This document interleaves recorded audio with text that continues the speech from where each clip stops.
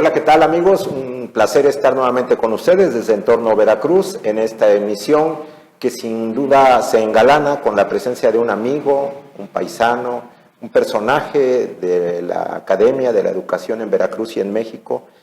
Fue mi director de tesis de la licenciatura, un personaje para su servidor y que quiero entrañablemente y que respeto. Raúl Arias Lobillo, ex rector de la Universidad Veracruzana, fue mi profe en la Facultad de Economía. Y bueno, con él vamos a charlar de diferentes temas, pero uno en particular que a Entorno Veracruz, con su productor y director Carlos Villalobos, nos preocupa, nos llama mucho la atención, Raúl, es la cuestión de hacia dónde va la educación en México, derivado de lo que están siendo acciones fuertemente criticadas de esta administración de la Cuarta Transformación en relación al ámbito educativo, donde pareciera que discursivamente, el presidente lo ha hecho en varias ocasiones, se soslaya la condición de generar desde la educación posibilidades para la transformación, para el cambio, para el desarrollo de nuestras sociedades, hablándolo en lo general. ¿Cómo la mira un hombre de academia, un hombre que tuvo en sus manos la dirección de una de las universidades más importantes del país, como es la Universidad Veracruzana? ¿Cómo miras estos tiempos en relación con la educación? En principio, muchísimas gracias a ti y a Carlos por esta oportunidad de estar en este espacio. Y no necesito decírtelo, pero el cariño es recíproco, la admiración también. Gracias. Y dicho esto, quiero decir que estoy muy preocupado porque lo que está pasando en México es indudablemente un enorme retraso respecto a lo que están haciendo otros países, otras regiones en el mundo, donde sí están comprendiendo que el factor fundamental para el desarrollo de los pueblos es sin duda la educación. Esto se repite incluso, aunque no se lo comprendan, muchos políticos que dicen sí, la educación en primer lugar, pero indudablemente no se ve nada, ni en sus proyectos, ni en su visión, hacer las cosas urgentes que requiere una transformación educativa. Voy a tratar de explicarlo brevemente. Tú lo sabes, como economista que somos, que hoy el factor que determina indudablemente la capacidad competitiva de los individuos, las empresas, las regiones, los países, es el conocimiento. Vivimos inmersos en una gran revolución y que la gente solamente ve sus resultados, es decir, las enormes transformaciones científicas y tecnológicas que vamos registrando.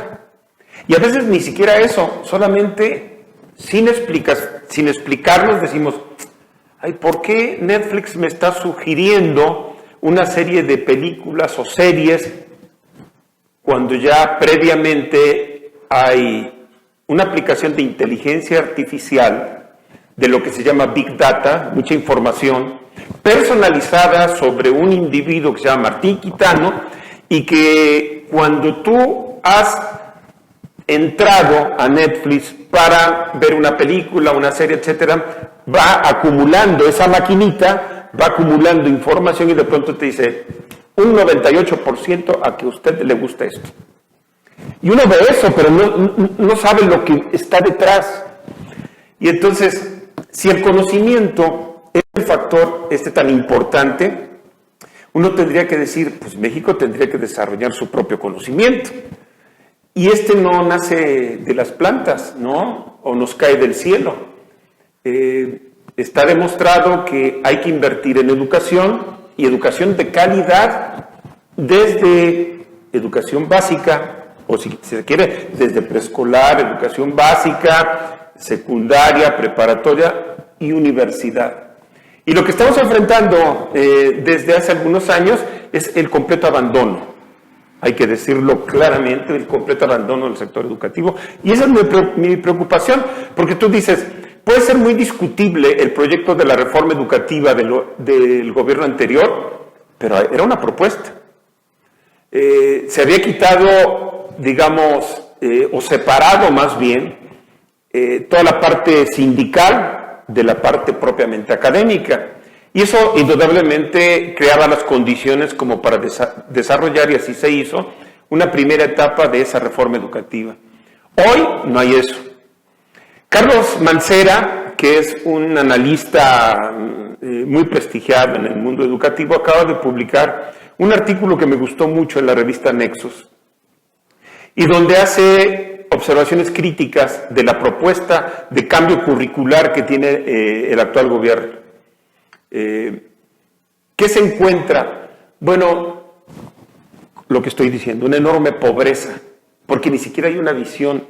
Se toma a la comunidad territorio como el espacio determinante del aprendizaje de la gente. Uno dice, muy bien, bueno, pero niega completamente el carácter universal que ha tenido el proyecto desde siempre, desde, digamos, hace muchísimas décadas el sistema educativo mexicano, y lo olvida, y yo diría por ignorancia, porque confunde universalidad del conocimiento con la globalización. Y ya sabemos que a este gobierno le dicen globalización, y globalización significa neoliberalismo, significa conservadurismo, demonios. Y entonces ahí me parece que las nuevas generaciones estarán perdiendo un sentido fundamental de su educación, se olvidan lo que está pasando en el mundo, justamente lo que estamos comentando. ¿Cuáles son los factores que están determinando hoy precisamente el desarrollo de los individuos, las empresas, las regiones y los países? Pues el conocimiento, pero un conocimiento que tiene como centro la sociedad digitalizada, la sociedad del conocimiento. Y entonces, si no tenemos eso, pues es indudablemente que la educación mexicana está coja. Raúl, la visión del presidente manifiesta en alguna de sus mañaneras y en otros momentos también, pero en una de sus mañaneras era, pues no son necesarios los ingenieros para que se haga una carretera, un camino, no son necesarios los arquitectos para hacer una casa, y de allí nos podemos arrancar para más cosas. Habla de un desdén o un alejamiento del conocimiento científico en términos llanos, y la salvaguarda de lo que se supone es el conocimiento original, profundo, del pueblo. Voy a hacer un reconocimiento a esta palabra, del pueblo sabio que maneja el presidente. Esto obviamente también trasciende hacia sus seguidores, hacia sus funcionarios, y supongo que define lo que para los economistas también nos importa mucho, que es la situación de cómo se apuntalan las acciones públicas, en este caso con presupuesto. Uno de los objetivos del desarrollo sostenible acerca de la educación, después de la reunión de París del año pasado, habla de que se tenía que destinar entre el 4 y el 6% del Producto Interno Bruto a la educación. Nosotros el 21, 3.4 y 22, 3.1, incluso por abajo. ¿Qué te muestra esto realmente? Pues lo que estamos comentando, una profunda ignorancia de lo que pasa en el mundo y lo que están haciendo otras naciones. Nosotros, porque lo hemos comentado, indudablemente que compartimos la aspiración de construir una sociedad menos desigual, una sociedad donde ese pueblo sabio pueda tener condiciones de vida digna, una casa, habitación, un empleo, educación para los hijos, salud, etcétera, etcétera. El tema está en cómo puedes caminar hacia ese objetivo. El gobierno actual lo entiende como la repartición de dinero. y quiero ser caricaturesco, pero esos son los programas sociales, es decir, jóvenes construyendo el futuro y todos los demás, es la repartición de dinero. Es el mecanismo a través del cual se cree que así vamos a lograr una sociedad igualitaria. Pero está profundamente equivocado el presidente y su gobierno. Porque hoy, por ejemplo, y todo esto que estoy comentando está ampliamente documentado, uno de los factores que están desarrollando más la desigualdad en el mundo por regiones entre países es precisamente el acceso a herramientas digitales. Quien tiene acceso a herramientas digitales, herramientas, lo subrayo, que es el medio para tener conocimiento, pues es indudablemente la persona, la empresa, o el país o la región que va teniendo condiciones favorables para construir un proyecto de futuro. Nosotros no lo estamos haciendo así. Si no atendemos eso, evidentemente que se va retrasando. Otros países lo que han hecho, por ejemplo, reúnen el conjunto de las universidades más importantes, crean un clúster para apoyar, lo ha hecho Alemania, lo ha hecho los Países Bajos, Japón, en fin, otros países que han entendido justamente cuál es la clave del desarrollo. ¿Qué pasa cuando el dinero que se destina justamente a estos programas sociales va disminuyendo en las arcas? Y ya sabemos que el desarrollo tiene que ver con la construcción de un pastel. Si la producción de ese pastel no cambia de tamaño, si no estamos invirtiendo lo que tenemos que invertir para incrementar el tamaño del pastel, llega el momento en que el pastel no alcanza. Y es donde podemos decir que se va a conflictuar absolutamente todo el proyecto. Cuando en realidad tú y yo podemos decir, compartimos el objetivo, pero el camino está completamente equivocado, profundamente equivocado. ¿Y todo por qué? Por algo que acertadamente lo mencionas, que es esa renuencia al conocimiento científico, esa incomprensión de cuáles son los verdaderos hilos que mueven la sociedad de hoy. El proyecto del gobierno es mirar hacia atrás, regresar al pasado. ¿Cómo invertir en una refinería cuando en el 2030 los automotores movidos por petróleo, por gasolina, etcétera, van a desaparecer? ¿Cómo apuntar a un proyecto de aeropuerto que solamente es un aeropuerto para la gente que no viaja? Desgraciadamente, la amplia mayoría de la sociedad mexicana. Pero olvida la importancia de construir un aeropuerto que no solamente sea competitivo, sino que además tenga la capacidad de crear empleos, de ser un punto de atracción del turismo, etcétera, etcétera. Se perdió esa oportunidad. Como se está perdiendo la oportunidad de ver qué sectores tendríamos que transformar basándonos justamente en herramientas digitales, de formar y capacitar a la gente.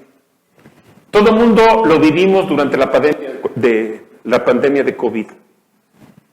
De manera improvisada completamente, tuvimos que meternos al uso de herramientas digitales.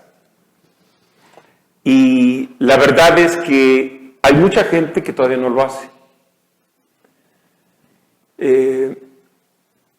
Cuando en otros países todas las transacciones se hacen financieras a través de teléfonos celulares, a través de tu computadora, cuando comprar y vender va incrementándose, pero muchísimo, cuando inclusive se está previendo que esas plazas comerciales van a tender a desaparecer, donde las formas de diversión de las nuevas generaciones está basada en herramientas digitales, etcétera, etcétera. Yo digo, bueno, ¿y Jalapa? ¿Quién enseña a los distintos sectores sociales, exceptuando los jóvenes que tienen mucha capacidad en el manejo de herramientas digitales, el uso de esas herramientas. Nadie se preocupa. Yo ahí quería comentarte, vamos a ir a un corte, pero dejar la pregunta o la idea planteada, querido Raúl. La pandemia, entre otras muchas cosas, desnuda nuestras incapacidades en el marco de la educación. Obviamente nos confronta con una realidad de la desigualdad en términos económicos, de las capacidades para poder tener acceso en las plataformas que eran necesarias de ofrecer por los aislamientos que se estuvieron dando. La falta de empatía del gobierno para reconocerse en estas situaciones de dificultad en relación al sistema educativo nacional habla no solamente del desdén y de la lejanía, sino de que también en términos de un proyecto que ellos están estableciendo para generar igualdad y obviamente oportunidades para la gente, se encuentra hueco, es hueco absolutamente. El espacio de la posibilidad de retomar una línea alternativa, ¿la miras? No me contestas ahorita el reporte. Al regreso del corte lo planteamos. ¿La miras en estos 3 años que le faltan a la administración? ¿O va a profundizar en esta condición de que plantearse la educación, escalar en la educación, tener mayor conocimiento, implica tan solo un rollo aspiracionista, que obviamente descalifica a muchos de los que siempre querrán tener en la educación una posibilidad para escalar socialmente, para tener mejores ingresos, para servir a su comunidad y a su país? Volvemos. Volvemos en un momento. Recordamos, en La Toga tenemos tardes pasteleras, todo lo que quiera tomar de café y comer de pastel por 99 pesos. Regresamos.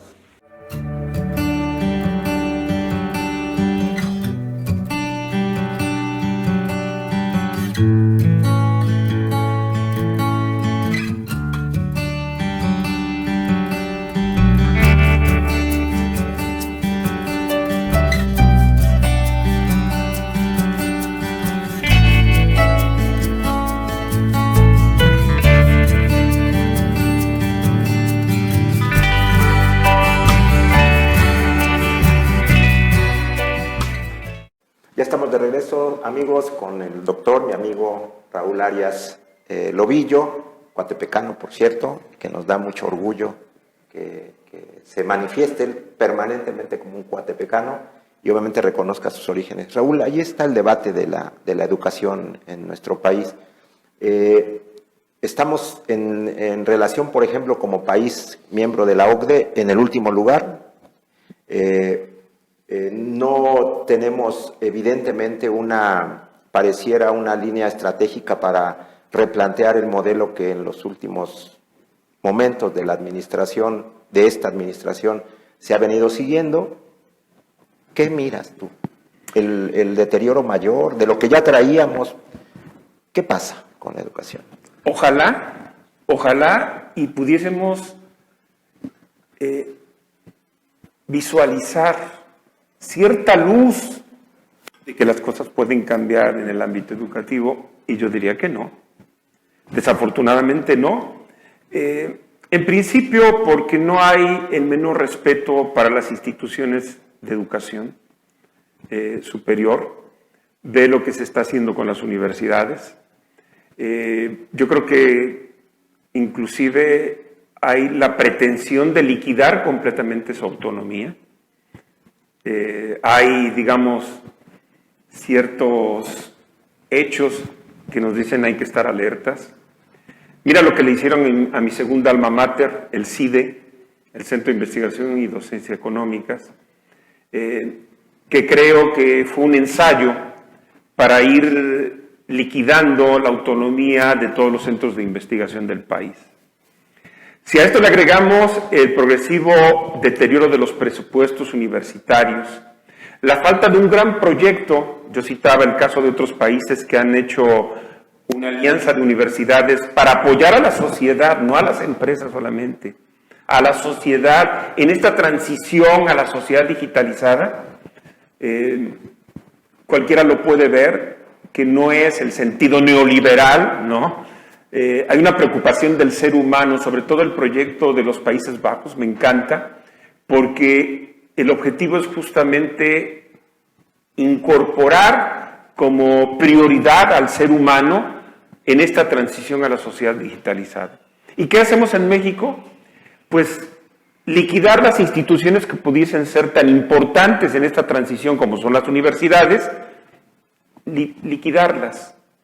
Y si a esto agregamos lo que ya estaba comentando, esta visión que subyace en los planes de transformación curricular de la Cuarta Transformación, uno dice, pues mi preocupación va a crecer, porque no hay la pequeña luz, al contrario, se va a profundizar.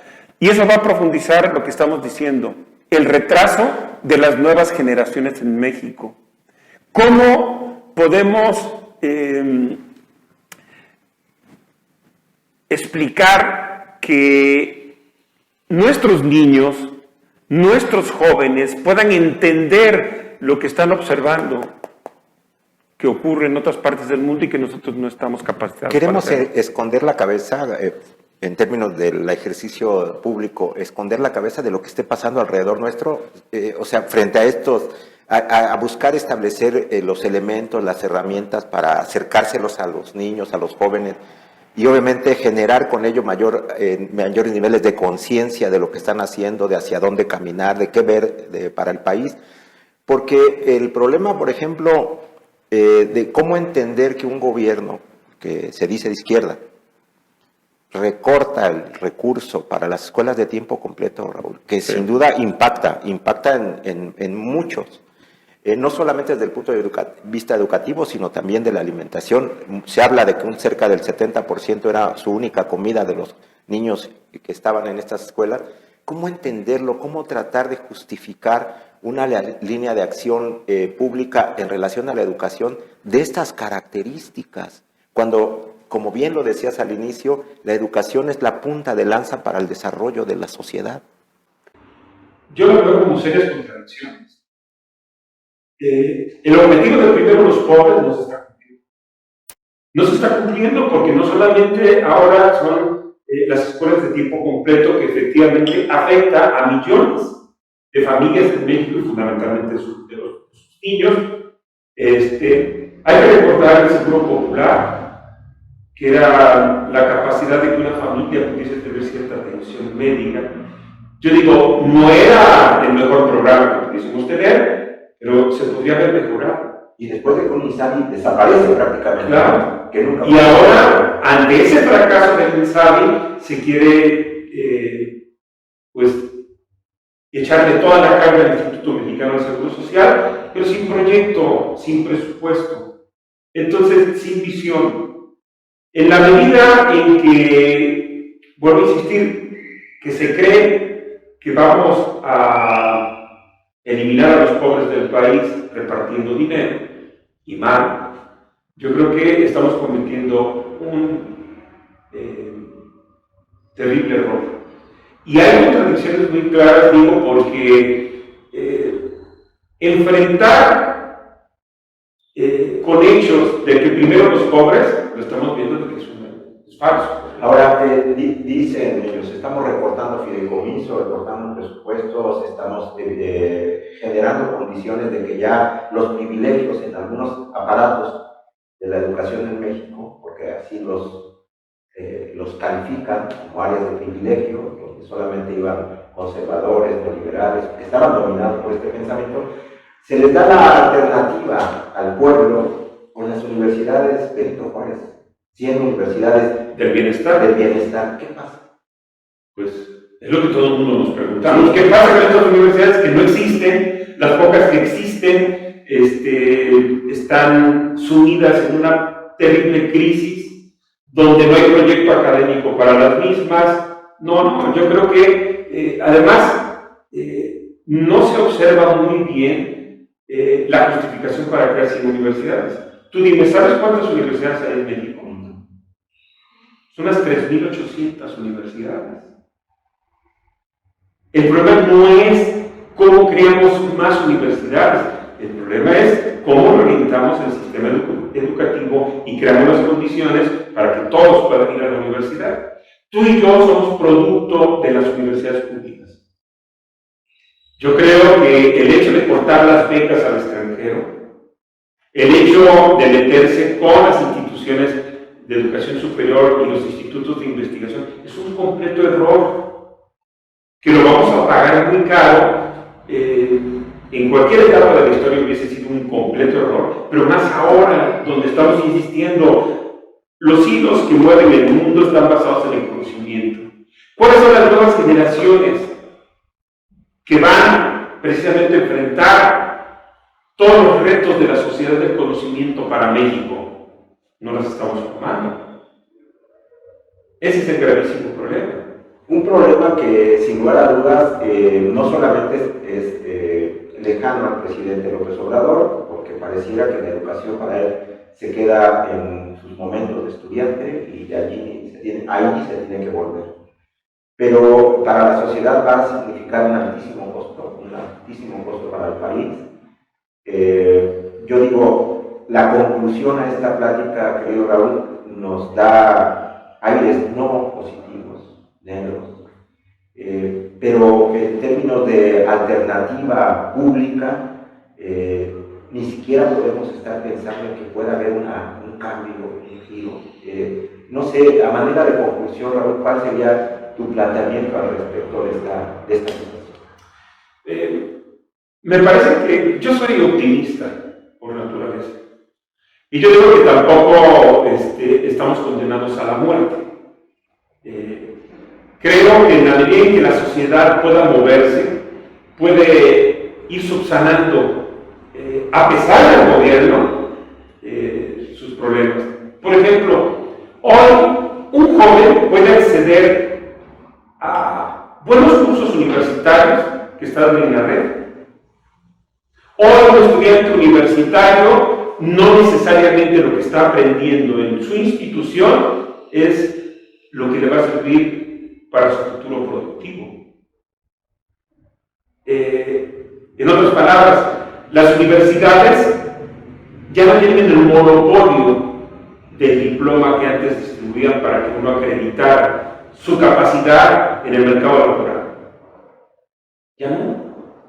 Donde un joven puede adquirir herramientas, habilidades, destrezas para el mundo productivo, en la red, internet, etc. Yo creo que esa es una maravillosa noticia, porque digo, a pesar del gobierno, yo creo la sociedad va construyendo, gracias a las tecnologías, va construyendo alternativas y en esa perspectiva no estamos muertos. Yo creo que hay que seguir trabajando en la construcción de una sociedad menos desigual, pero por otros caminos. Raúl, perdóname que te vuelva a pedir una conclusión más, pero en medio del asedio a la educación o el abandono, como lo podamos calificar, y mirándonos en espejos de otros países, lo que está sucediendo en México en relación al abandono ha venido progresivamente dándose.